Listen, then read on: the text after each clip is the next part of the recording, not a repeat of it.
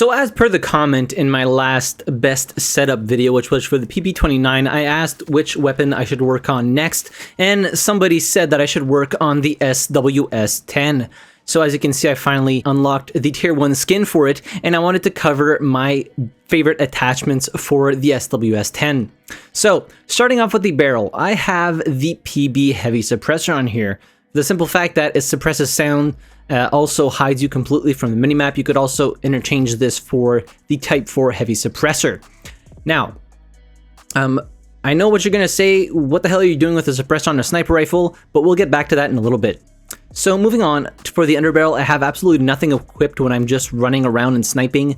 I had the master key here. I tried it a little bit, but it's really not that good. And as for the bipod, if you're a stationary sniper, you're probably dead. Moving on to ammo. So I have the extended standard issue mag here as my default. And then I have the high power as well. If ever I kind of run out of ammo, I don't really use high power all that much. And we'll get back to that as well. And then I have, of course, the standard issue mag once more for extra ammo, because having all of these 3 slots filled out is really, really a good idea to do. Moving on, I use the 8x scope. It is my favorite one. I used to really like the 6x, but they added kind of like a weird reticle to it. It's like red now. It's gross. I don't like it. This is really personal preference. Use whatever scope you prefer the most. I find 10x is a little bit too magnified for me, so I use the 8x scope. It has a nice little balance of, magnification, and it also offers you the mil dots. I'm not sure if the 10x does, I can't recall, but this one offers you the mil dots, which is good.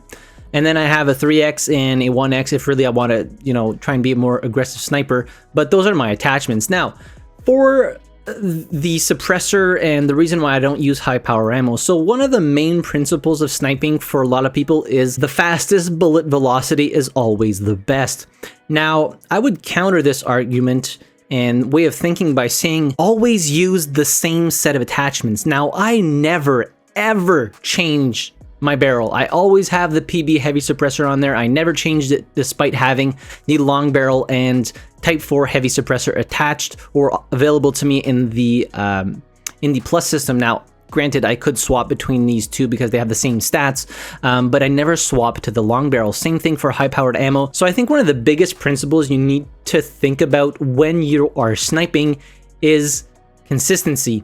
You always want to have the same bullet speed so you can get your muscle memory used to that bullet velocity. So I know with this set of attachments here, if like this tower is about 200 meters away, I know that the first mil dot is pretty much right where I would fire at if I was at 200 meters. So subconsciously, my muscles are getting used to that very specific bullet velocity with the combination of suppressor, regular ammo, and all that. So like you can take this setup that I have right now and apply it, and you're probably going to do very well with it, but just don't constantly change your attachments in hopes of doing well with, okay, maybe I'm going to do better with like the long barrel because that increases your bullet velocity. If you take the long barrel, stick with it. Stick with the extended barrel so your muscle memory gets used to that specific bullet velocity. If you're always swapping out attachments with sniping, it's going to get very difficult to snipe because you are constantly adding a variable to the bullet speed. So that is my way of thinking when putting attachments on a sniper rifle.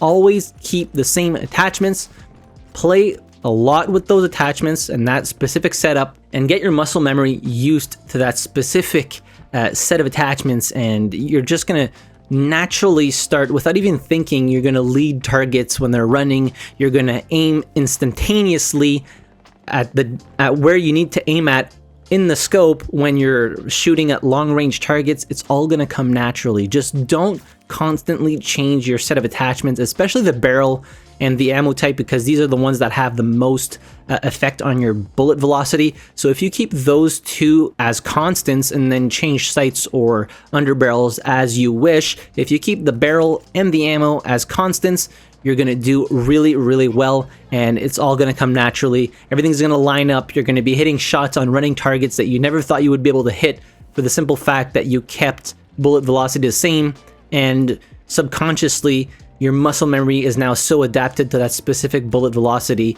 that changing any attachments of the two constants would pretty much negate all that work that you've put in, even if you don't realize that you had indeed put in work to master that specific set of attachments. So again, take these attachments with a grain of salt. Come out of this video more so with the knowledge that you should keep the same bullet velocity 100% of the time, so constant attachments rather than mimicking my exact weapon setup. I do strongly recommend trying this setup because of the reasons that I said. I have a specific point of aim for 200 meters, which I really like, and yeah, I've just been performing really, really well with this specific set of attachments, so give it a try.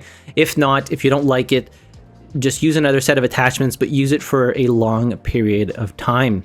But anyways, I hope you guys enjoyed this video. Let me know in the comment section down below which weapon you want me to master next. Hit the like button if you enjoyed the video, subscribe to the channel if you haven't already, and as always, thank you very much for watching. I really appreciate it, and I'll see you guys in the next video. Have a good one.